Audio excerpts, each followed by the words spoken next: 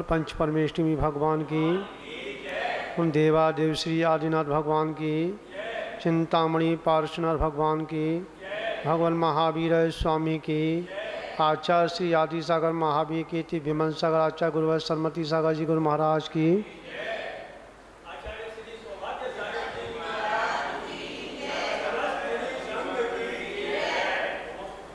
महानुभावों, अभी आप जो हैं कर्म की स्थिति सुन रहे थे।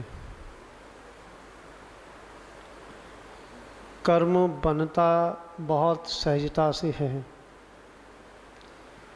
परंतु कर्म का फल भोगना बड़ा कठिन काम हुआ करता है। विचार करना। सहजता में कर्म का बंध हो जाता है, हंसने हंसने में हो जाता है, राग द्वेष की प्रणति से हो जाता है, चलते फिरते हो जाता है, मात्र एक दूसरे को देखने बोलने से भी हो जाता है। और वह कर्म, एक कर्म वो होता है कि संसार में हमें सुख का कारण बनता हो, एक कर्म वो होता है कि वह संसार में रहने पर भी संसार का सुख प्राप्त नहीं होता। क्या परसों की बात थी, मैंने ये कहा था कि कुछ ब्रह्मचारिणी गिरनार पर्वत पर गई। क्यों भैया जी? मैंने उस दिन कह दिया ना, पहले ही कह दिया, मुझे अगर पूरे विश्व में कुछ होगा तो मेरे पास वायरलेस लगा है। समझ में आया? मुझे पहले पता चलता है कि आगे क्या घटना घटने वाली है। बोलता इसलिए नहीं, एक बार मैं फंस गया था। इटावा की बात है।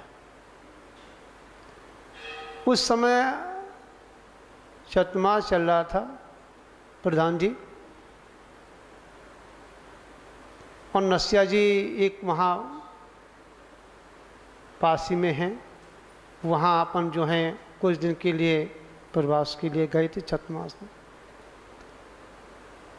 उस समय लगातार घटनाएं घटी।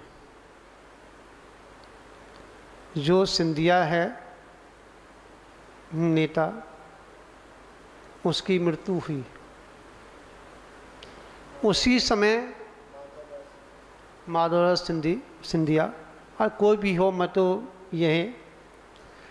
और उसी समय थोड़ा सा गैपिंग में, ज़्यादा समय ऐसे, उस समय और घटना घटी है, और उस घटना के साथ साथ और घटना घट गई, और उसके साथ साथ घटना घटी थी आपके दिल्ली के अंदर संसद भवन में।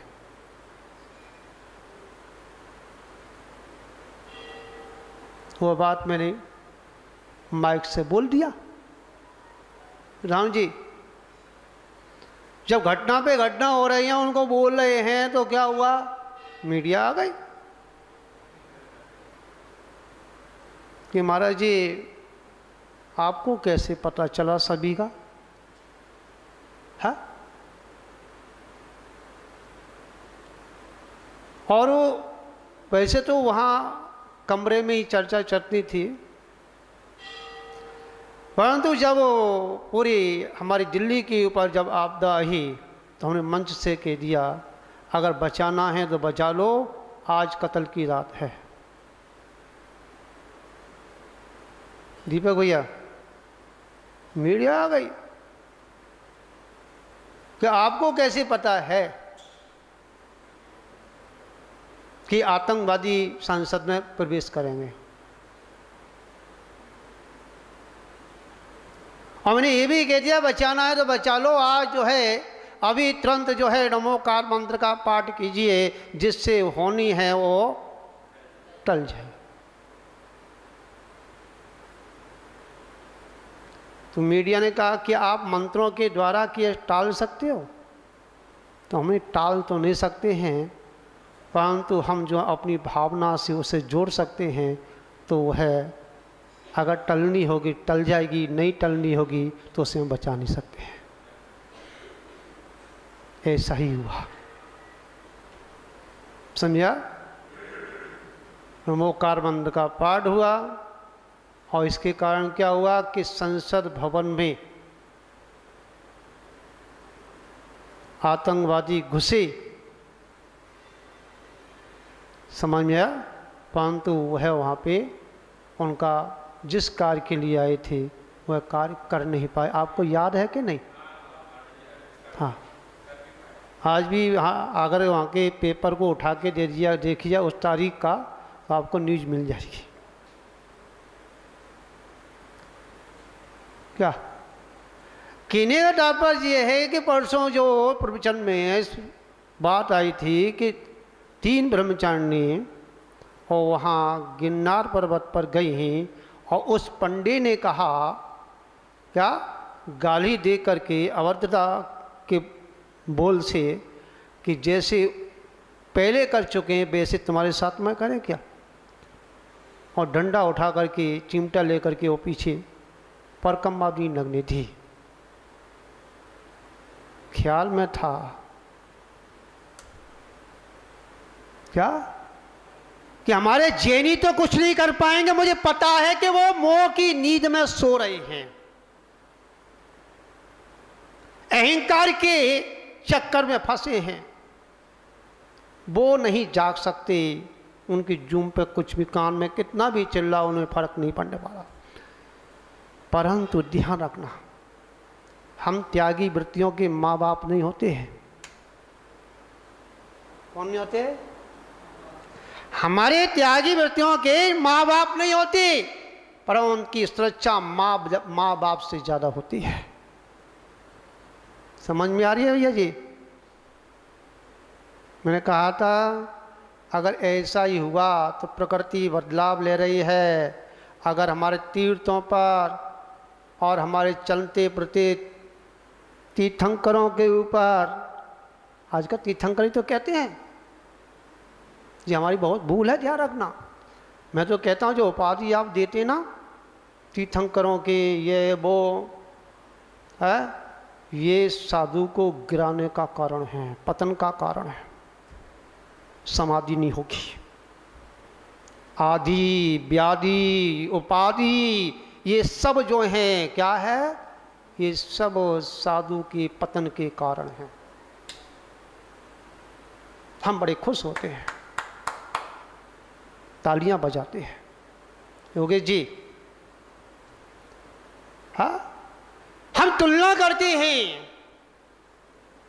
आजकल साधु साधु नहीं रहा, आज साधु जो है कौन हो गया? नेता हो गया है। कौन सा नेता हो गया? वो नेता हो गया तो बढ़िया है, पर नेता कौन सा हो गया है? जो आजकल दिल्ली में बैठे हैं। आप लोग नहीं समझ आया? मीडिया वाले। विचार करना।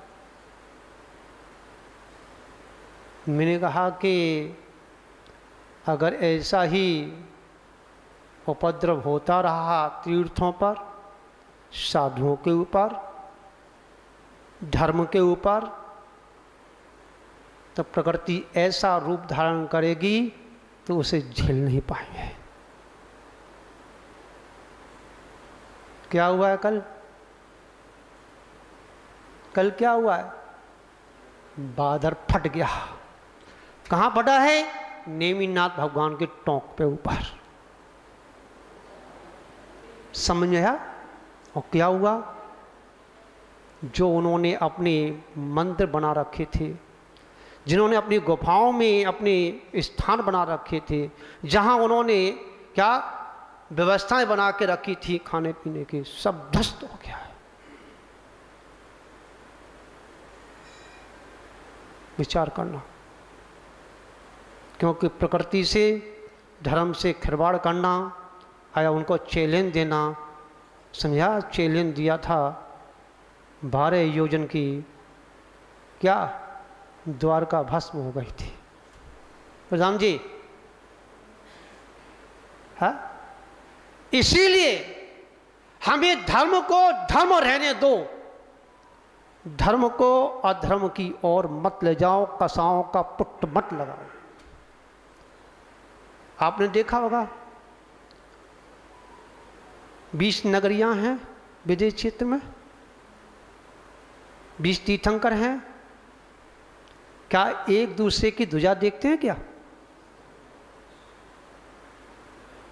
क्यों भैया जी, क्यों? अपनी यहां पर भी तीर्थंकर होते हैं तो एक तीर्थंकर का काल चलता है, जब तक उसका प्रभाव रहता है, जब तक दूसरा तीर्थंकर का जन्म होता है क्या? क्यों? क्या कारण?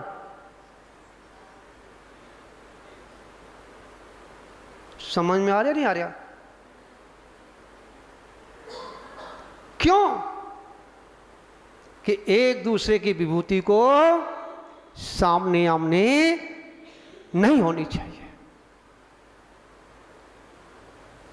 क्या हम क्या करते हैं? क्या करते हैं बताइए? आज हमारी एक ध्वजा यहाँ लगी है तो हम पड़ोसी के यहाँ बड़ी ध्वजा दिखाने के लिए, ये हमारा जो है क्या अच्छा कार्य नहीं होता। समझने वाले समझ जाए, मैं अपने मुंह से कुछ नहीं कहूँगा क्योंकि मैं मौन रहता हूँ। समझा? किसी को क्या, मेरा विचार ये था जब मेरा रात को, क्योंकि आगे का समय बड़ा खतरा आने वाला है, ध्यान रखना। हाँ, बहुत भयंकर खतरा आने वाला है। तो मेरा विचार था कि नमोकार मंत्र का पाठ जो है अपन जो है रविवार को यहाँ करा दें, परंतु सुबह कानों में गोलियाँ चल गई। क्या कि बसें यहाँ से जा रही आगरा के लिए, मैं यहाँ रहेगा ही नहीं तो फायदा क्या है? अब मैंने कहा कोई लेना ही नहीं चाहता है तो फायदा क्या है, मौन ही रहो ना। समझा? ठीक है, आशीर्वाद है, आप जा रहे हैं, परंतु धर्म के क्या वो ध्वजा को ऊपर तक उठाएं, उसे गिराने की कोशिश ना करें। भगवान महावीर स्वामी की।